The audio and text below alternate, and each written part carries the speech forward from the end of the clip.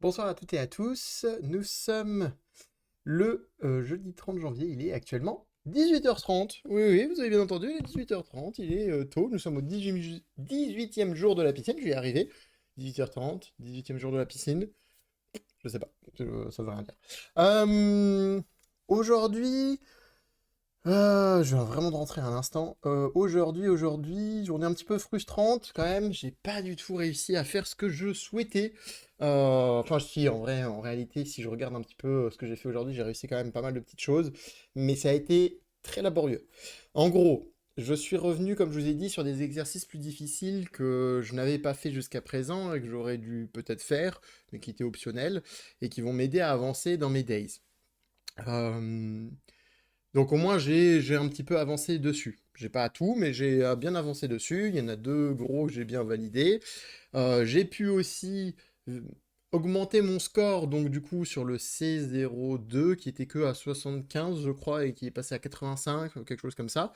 Et normalement, peut-être demain, avant l'examen, si je peux, sinon tant pis, ce sera pendant le week-end, eh bien, je vais passer le C03 à 100%, puisque j'ai le fameux je crois que c'est C03 ou C04, je ne sais plus.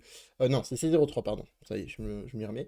Donc le C03 à 100%, alors qu'il était qu'à peut-être 80%, 85, je sais pas, je sais plus, mais en tout cas, le dernier exercice me fera aller à 100%. Mais ça a été laborieux parce que j'ai fait plein de conneries. J'ai voulu aller trop vite. Du coup, il y a des noms de fichiers qui étaient pas bons, des choses comme ça, etc. Donc, c'est pas bien passé. Donc, j'ai dépensé pas mal de points. J'ai aussi corrigé des gens, donc j'ai gagné pas mal de points aussi. Donc, au final, on s'en sort pas trop mal. Mais ça a été laborieux, quoi. C'est-à-dire que j'ai fait plein de choses, mais fou, difficilement. Et en plus de ça, ouais, ça m'a quand même pas mal vénère. Mais j'ai dû passer pas mal de temps un peu solo, un peu dans mon coin, pour réussir à comprendre beaucoup mieux des concepts que je pensais vraiment maîtriser. Et en fait, en faisant des exercices très difficiles, bah, justement, ils venaient challenger un peu ma compréhension des choses. Donc c'est bien parce que j'ai quand même pu creuser le sujet et vraiment aller au fond des choses pour maintenant être capable de l'expliquer vraiment parfaitement tout le temps. Donc c'est cool. Donc ça c'est bien. Je suis quand même content de ça. J'ai un des exercices très difficiles quand même que je commence à bien avoir là, on va dire. Et j'ai pu quand même aujourd'hui faire un petit peu des révisions, on va dire, hein, pour l'examen. Je continuerai demain matin, mais avant l'examen, puisqu'on doit quitter les salles vers 15 heures, si je dis pas de bêtises, une heure avant justement l'examen qui aura lieu à 16 heures, donc entre 16 et 20. Et du coup, ouais, du coup, bon, j'ai réussi quand même à faire un petit peu de révision. Je pense que demain, je recodais un petit peu des exercices comme ça en prenant les sujets et bam, je les refais. Même si l'examen, encore une fois, c'est pas vraiment les exercices là qui vont être à l'examen. C'est-à-dire c'est plus la thématique de l'exercice qui va être à l'examen le plus souvent. Mais parfois, ça peut arriver qu'il y ait des fonctions qu'on ait codées en Days qui tombent pendant la chose. Malheureusement, j'ai pas réussi à travailler sur l'exercice dont je vous ai beaucoup parlé, Split. J'ai pas eu trop le temps de beaucoup travailler dessus, malheureusement. Mais bon, on va y arriver là, ou au pire ce week-end, c'est pas très grave. En soi, si Split arrive à l'examen, je me doute bien que c'est pas le premier exercice qui va arriver parce que c'est un exercice très dur. Et les examens, comme les days, sont conçus en commençant avec un niveau plus ou moins abordable, faible, et puis ça augmente crescendo la difficulté au fur et à mesure. Même si parfois il s'est trouvé que bah, je me suis retrouvé dans des exercices très difficiles d'un coup au 5-6, et puis d'un coup au septième, bah, tout va bien quoi. Voire même c'est plus facile que le précédent. Ça, c'est déjà arrivé aussi, hein. Mais concrètement, c'est quand même un peu. C'est toujours de la même structure, quoi. Donc on verra. Il y a une rumeur qui court qu'on n'aura pas la trace. Donc la trace, c'est, je crois que je vous l'avais expliqué, c'est justement quand on fait une erreur, on a en fait un petit message qui essaie de nous expliquer où on a fait l'erreur, qui est en fait plutôt l'output d'une commande qu'on appelle diff, qui en gros fait la différence entre ce qui est attendu et ce que vous avez rendu. Donc vous savez pas exactement parfois ce qu'il y a, mais vous voyez bien qu'il y a une différence, quoi. Vous savez pas peut-être pourquoi, mais vous savez qu'il y a une différence. Donc c'est qu'il y a un problème. La rumeur court qu'il n'y en aura pas à cet examen. Malheureusement, je n'ai pas pu vérifier l'information puisque en tout cas que ce soit les tuteurs ou les membres du staff ne peuvent rien vous confirmer sur l'examen. Et en plus, c'est pas sûr à 100%, hein, c'est-à-dire que c'est une rumeur. Donc, moi, je pense que c'est possible, parce que c'est des informations qui viennent de personnes plus ou moins quand même fiables. Je parle pas que simplement de retry, je parle d'autres gens qui connaissent des gens de 42, etc., des étudiants de 42. Mais le problème, c'est que ces étudiants de 42, parfois, ils ont fait 42 il y a longtemps, donc entre-temps, les choses évoluent, hein, les examens, les sujets, etc. C'est plus la même chose à chaque fois, quoi. Donc, à voir, bah, je vous dirai. Mais potentiellement, faites attention, parce que même si je vous dis que, par exemple, là, bah, cet examen, il n'y avait pas la trace, peut-être que vous, quand vous allez faire la piscine, en fonction de quand vous regardez, bah, ça se trouve, ce sera le cas. Donc, je vous ai dit, il est 18h30, et oui, il est 18h30, je suis parti plus tôt, parce que déjà, j'étais un peu frustré de cette journée, franchement, j'étais pas content, franchement, j'ai merdé sur plein de trucs, parce que c'était des petites bêtises, c'était des erreurs d'inattention qui devraient pas arriver, euh, et je me suis dit, bon, c'est peut-être un coup de fatigue, et c'est vrai que je commence à peut-être me sentir un peu malade, peut-être que ça se sent, enfin, ça s'entend, pardon, à l'audio de mes vidéos, je ne sais pas, vous pourrez me dire, peut-être que quand je réécouterai, là je vais pas l'écouter ce soir, hein, je l'écouterai je sais pas quand je ferai le montage, etc. Donc du coup concrètement, peut-être que ça s'entendra, je ne sais pas. Je suis passé à la pharmacie en rentrant tout de suite pour prendre des petits trucs au cas où, comme ça on est prêt. Si c'est le cas, bah, c'est pas grave, on pourra se reposer un petit peu. Je pense que ce week-end, étant donné que je ne fais pas le rush, si je viens un petit peu plus tard le samedi, c'est pas très grave, ou le dimanche, peu importe, que je prenne un petit jour ou un peu plus chill, ce serait bon. Déjà ce soir, je pense que je vais un peu chill, honnêtement. Je vais pas trop. Bon, je vais pas vous dire que je vais pas y penser, hein, parce que bon, on n'est pas loin des 190 heures, peut-être, passer à la piscine en 3 semaines. Là, et encore, on n'est même pas à la fin de la troisième semaine, on est que jeudi. Je passe presque plus de 10 heures par jour là-bas. Bon, c'est sûr que je vais pas vous dire non, non, je vais pas du tout penser à l'examen ce soir. Ni aux mauvais exercices, ni aux fautes que j'ai fait, etc. Ce serait vous mentir. Je vais y penser. Est-ce que je vais essayer de faire des choses, lire des bouquins, des choses comme ça? Peut-être, mais je vais essayer de ne pas le faire pour me reposer. Je vais aller en tout cas essayer, enfin je vais essayer de me coucher tôt, comme ça j'ai une très grosse nuit de sommeil. Même si moi je suis quelqu'un qui ne dort pas forcément énormément. Enfin ça dépend des périodes, ça dépend des périodes de ma vie, voilà, comme tout le monde j'ai envie de dire. Mais c'est vrai que je suis habitué à ne pas à me réveiller tôt. Donc de toute façon, je vais me coucher tôt et encore plus tôt là, je pense. Et me faire une petite bonne bouffe, comme ça on est bien. Ça nous remonte le moral, etc. Bon, ça arrive qu'il y ait des jours frustrants comme ça, hein, ça arrive.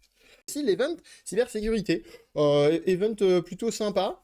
Moi, je suis pas resté longtemps parce que je voulais partir tôt, du coup. Mais sympa, en fait, 42 a un site qui s'appelle 42 CTF.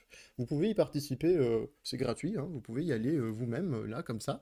Et c'est un petit site où il y a plein de petits challenges de cybersécurité dans plein de catégories différentes. Donc des catégories de choses qu'on fait aussi un peu sur cette chaîne, comme le pawn, le reverse engineering, des exploitations web, de l'OSINT, enfin, vraiment, il y a pas mal de trucs, et le site est plutôt pas mal fait.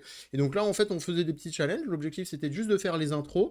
Et puis, il y avait 2 ou 3 tuteurs qui étaient dans le coin, qui passaient, qui donnaient des petits conseils, quand ils savaient, parce que parfois, il y a certains sujets, ils connaissaient peut-être pas forcément très bien, d'autres plus. Et du coup, bah, en fait, ils vous aidaient un petit peu, on pouvait chercher en groupe, c'était pas une compétition en soi, hein, même si c'était un CTF, capture de flag. Pourquoi on appelle ça capture de flag? C'est parce que quand vous avez réussi un challenge, pour prouver que vous l'avez eu, vous avez en fait un texte qui apparaît pour dire bah vous avez réussi, mais en fait c'est pas écrit vous avez réussi, c'est par exemple, je sais pas, c'est les chats sont mignons. Bon, voilà, je dis n'importe quoi. Et donc, du coup, cette phrase-là, quand vous la rentrez sur le site, bah, il check bien si c'est le bon flag. C'est ça, hein, juste un petit texte. Et du coup, bah, si ça match, c'est que vous avez réussi le challenge. Donc normalement, ça se passe souvent en compétition. Parfois, c'est juste comme ça, sur des sites bah, comme 42 CTF, auxquels vous pouvez vous rendre. Il y a aussi d'autres sites, hein, TryHackMe, Hack the Box, et puis celui français très très très très connu, RootMe. Il est aussi connu à l'international, mais bon, c'est un site d'origine française. Donc autant le saluer, puisque c'est assez rare qu'il y ait des sites français de cette envergure. Donc c'est cool, soutenons-les. Voilà, voilà. Bah sinon, à part ça, donc je suis pas resté trop longtemps.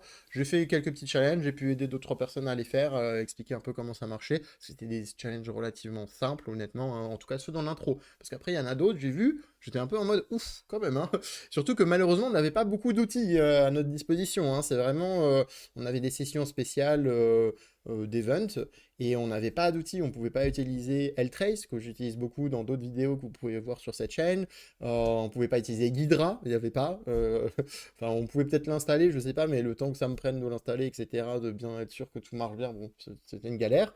Concrètement, j'étais vraiment sur GDB, donc le debugger, qu'on connaît aussi très bien sur cette chaîne, et que j'utilise aussi tout au long de cette piscine. Même si je commence à utiliser un peu plus LLDB, on pourra en parler, bah en fait c'est... du coup, en gros, ça veut dire qu'on était vraiment là avec notre canif en train d'essayer de casser des trucs de fou, quoi. Mais je retournerai sur le site quoi qu'il arrive, hein, que je sois pris ou pas à l'école 42. Peut-être même d'ailleurs si je suis pas pris, j'aurais plus, je serais un peu en colère, je serais en train de ah putain les salauds ils m'ont pas pris, et j'irai sur leur site et je les ferai tous les challenges, je serai dans le top classement et en message je mettrai fallait me prendre, bande de bâtards. Bref, je ne ferai jamais ça, voyons. Et puis je serai pris. Ouais, bon, non, ça peut-être pas. Non, ça j'avoue, j'abuse. Mais on verra, hein. Du coup, sinon, au-delà de ça, oui, GDB. Donc moi, je suis un utilisateur de GDB, hein, GNU Debugger. Mais c'est vrai qu'on m'a pas mal recommandé LLDB. Donc un debugger, qu'est-ce que c'est? Si vous ne savez pas ce que c'est simplement un... Vous avez généré un programme, vous l'avez compilé, donc il est prêt à être lancé. Et malheureusement, quand vous le lancez, il y a une erreur. Alors soit il y a une erreur, c'est pas le bon output que vous attendiez, soit c'est carrément ça crache quoi. Ça vous met segmentation fault ou un message bizarre, etc. Et bien à ce moment-là, vous pouvez le lancer dans un debugger. Et nous, comme on n'a pas VS Code pendant les examens en tout cas, puisque VS Code, qui est un éditeur de texte, de code, bah, il y a un terminal, il y a tout un debugger, etc. Vous pouvez faire pas mal de choses dessus. Nous, on n'a pas accès à ça pendant les examens. Et d'ailleurs, je crois qu'on n'est même pas vraiment censé l'utiliser, même en dehors des examens, il me semble. Moi, je vous avouerai que j'utilise Vim, et après, bah, effectivement, j'utilise GDB en debugger s'il y a un problème. Mais c'est vrai que LLDB a un avantage quand même assez important, c'est que LLDB, il est très visuel. Alors, je connais moins parce que du coup, je connais un petit peu plus certaines commandes de GDB. Il faudrait que je me renseigne peut-être. Alors, j'avais dit que je ferais rien ce soir, peut-être que ce soir je me renseignerai. Euh, Vous voyez, ça va vite changer hein, le discours. Mais ouais, il faudrait que, quand même que je regarde un peu plus. Globalement, l'utilisation simple, bah, c'est comme GDB, c'est la même chose. Si vous savez utiliser l'un, vous savez utiliser l'autre, globalement. Enfin, plutôt dans le sens GDB vers LLDB, pas trop LDB vers GDB, parce qu'il y a deux, trois trucs quand même, il faut taper littéralement des commandes dans GDB, alors que dans LLDB, c'est tout de suite affiché, c'est très visuel en tout cas. Et c'est vrai que c'est très agréable. Bon, en même temps, GDB est plus mis à jour depuis presque 15 ans, je crois, hein, donc, est-ce que c'est étonnant? Pas vraiment. Donc voilà, je voulais vous parler de ça. Donc si jamais vous faites la piscine, bah, n'hésitez pas à peut-être apprendre en amont à utiliser LLDB, puisque GDB en plus n'est pas disponible sur toutes les distributions. Alors normalement sur les distributions Linux, oui. WSL, donc Windows machin Linux, peut-être, j'imagine. Normalement, oui, je vois pas pourquoi ça le serait pas. Mais si jamais, je sais qu'il y a des gens qui sont sur Mac ou autre chez eux à la maison, et effectivement, ils n'ont pas GDB. Ils peuvent pas, je crois qu'il y est pas déjà par défaut, et même l'installer, c'est une galère. Donc du coup, je pense qu'ils ont que LLDB. Donc bah, n'hésitez pas à l'utiliser. Bref, voilà. C'est tout ce que j'ai à dire pour ce 18e jour. De toute façon, bah, comme je vous ai dit, une journée assez frustrante. Ça arrive, c'est pas grave, hein. Il y a des jours sans, il y a des jours avec. J'espère que demain sera une journée avec, puisque demain, c'est l'examen. Et puis j'ai envie de vous dire, bon, je pense qu'au bout de 18 jours, si vous regardez toutes ces vidéos, si vous les regardez toutes, déjà, je tiens à vous dire merci, parce que regarder 18 vidéos d'affilée bah, de moi, quoi, qui fait la piscine de l'école 42, c'est quand même pas... Ouais, ouais, ouais, vous avez pas grand-chose à faire, quoi. Mais bon, merci quand même. Euh, Non, je rigole, je me moque de vous, tranquille, ça va. Je vous aime bien, merci. Mais déjà, plus sincèrement, vraiment, merci de regarder toutes ces vidéos, hein. C'est top. J'espère qu'elles vous aident, j'espère qu'elles vous aident à voir bah, le parcours de quelqu'un d'autre dans la piscine. J'espère qu'elle vous apprenne deux, trois petites choses, deux, trois petites prévisions, deux, trois petits conseils que je peux vous donner en le vivant moi-même au jour le jour. Mais je tiens à vous dire quand même merci, merci beaucoup. Et sinon, l'autre chose que je tiens à vous dire, c'est que si vous voulez voir comment mon examen s'est passé et que mon examen c'est demain, bah, malheureusement, il n'y a qu'une seule possibilité, c'est que vous mettiez peut-être un petit like à la vidéo, que vous mettiez un petit follow à la chaîne, et comme ça, vous serez prévenu quand il y a la prochaine vidéo, et paf, demain, vous la voyez. Je sais pas, hein, je dis ça comme ça. Bon, allez, je sais jamais comment finir mes vidéos. Bonne soirée. Aujourd'hui, on va reparler un petit peu de CTF. Donc CTF, hein, pour rappel, j'en ai parlé dans cette vidéo, c'est capture de flag. Capture de flag, en fait, en réalité, un flag, c'est la preuve de la réussite du hack, si vous voulez, même si j'aime pas beaucoup ce terme, parce que ça a beaucoup de connotations négatives, on va dire. Mais globalement, c'est un peu ça. C'est on vous demande de hacker une machine, par exemple, dans un environnement sécurisé, qui est fait exprès pour ça, hein. Attention, on ne fait pas des choses sauvages, parce que sinon ça devient illégal.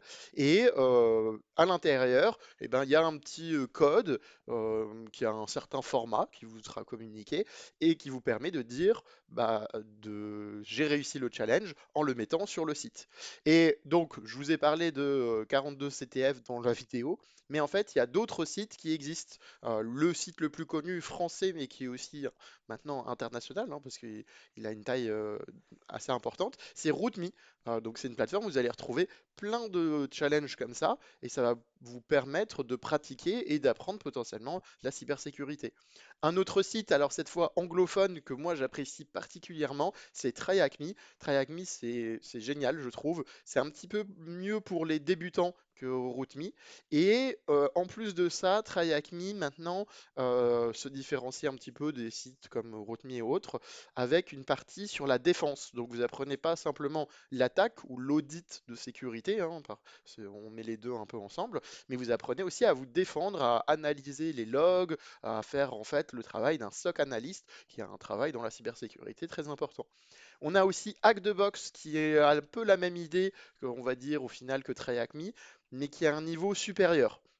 Donc on est un peu plus proche de quelque chose comme RootMe, mais là avec beaucoup plus de machines à hacker. Et alors quand je parle de machines à hacker, c'est en gros vous avez une adresse IP, on vous dit bah allez-y, trouvez les failles de sécurité. Donc vous savez qu'il y en a une, mais vous ne savez pas exactement de quoi il s'agit. Et c'est à vous de trouver, donc de faire l'audit de sécurité pour pouvoir le hacker. Ils ont aussi des challenges un peu plus comme RootMe, où c'est des petites choses, des petits sites ou alors des- des petits modules. Mais et depuis peu, Hack the Box essaye de rattraper un peu l'idée de TryHackMe, de rajouter la défense, mais en sachant que ça reste toujours un peu dans leur giron de niveau de difficulté, c'est-à-dire niveau de difficulté un peu plus important. Et enfin, je voulais en parler parce que c'est une autre plateforme française, et donc il faut le saluer parce qu'il n'y en a pas énormément, énormément, mais une qui est très connue, c'est Acropole. Et Acropole, c'est intéressant parce que c'est organisé par l'ANSSI, donc l'organisation française, hein, et comme vous le pouvez le voir à cette image, là particulièrement pour l'année 2025, mais de manière générale, cette plateforme, elle prépare en fait au FCC, donc au France Cyber Security Challenge, qui est en gros une compétition de hacking. Donc il y a beaucoup de choses sur cette plateforme, d'un niveau plus ou moins difficile, honnêtement. Il y a un peu de tout, mais je vous la recommande chaudement si vous vous intéressez à tout ce qui est cybersécurité et que vous voulez pratiquer dans un environnement sécurisé pour ne pas faire n'importe quoi. Par pitié, ne finissez pas en prison.